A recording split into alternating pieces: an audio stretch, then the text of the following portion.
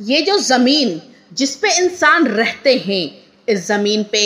آدم کی خلقت سے لاکھوں سال پہلے جنات اور سینکڑوں مخلوقات ساتھ رہتی تھی۔ اللہ کے ولی حضرت شاہ شمس تبریز سے پوچھا گیا کہ آپ کہتے ہیں کہ بلی کا رونا انسان کے لیے بہتر نہیں ہوتا، ایسا کیوں؟ تو شاہ شمس تبریز نے فرمایا کہ خلقت آدم سے لاکھوں سال پہلے جب زمین پہ جنات رہتے تھے، کچھ مخلوقات سے جنات نفرت کرتے تھے تو کچھ سے پیار، تو ویسے ہی جنات کا راجا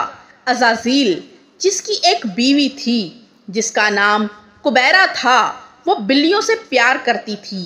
اور اس کے آس پاس بلیاں ہوا کرتی تھیں، اور یوں جنات اور یہ بلیاں،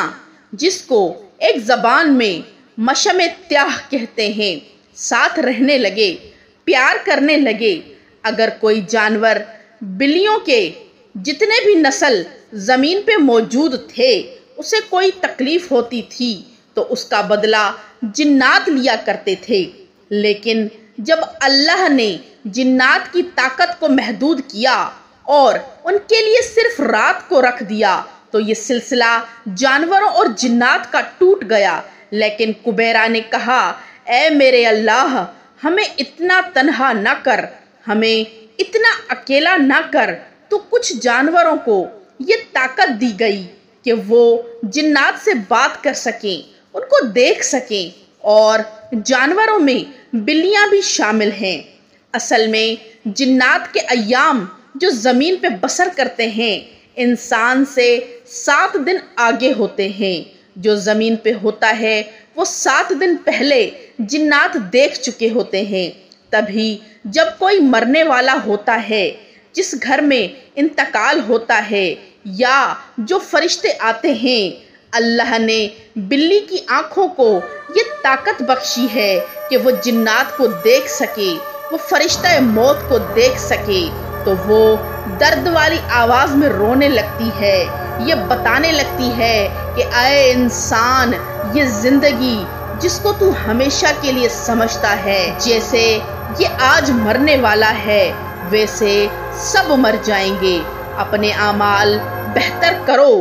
تو لوگوں نے کہا، اے ولی اللہ، اگر ہمارے گھر یا ہمارے آس پاس کوئی بلی روئے تو ہم کیا کریں؟ تو شاہ شمس تبریز نے کہا کہ تم حسب توفیق صدقہ نکالا کرو اور 27 مرتبہ چاروں کل کا ورد کر کے اپنے اللہ سے دعا مانگا کرو، اللہ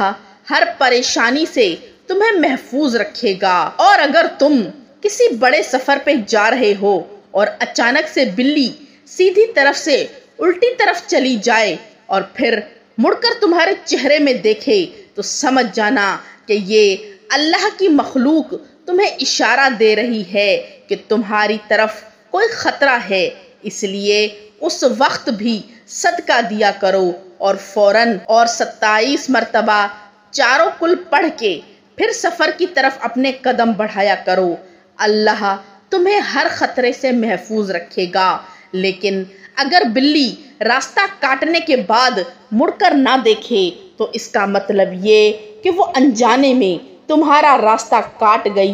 اس کا کوئی مقصد نہیں ہے۔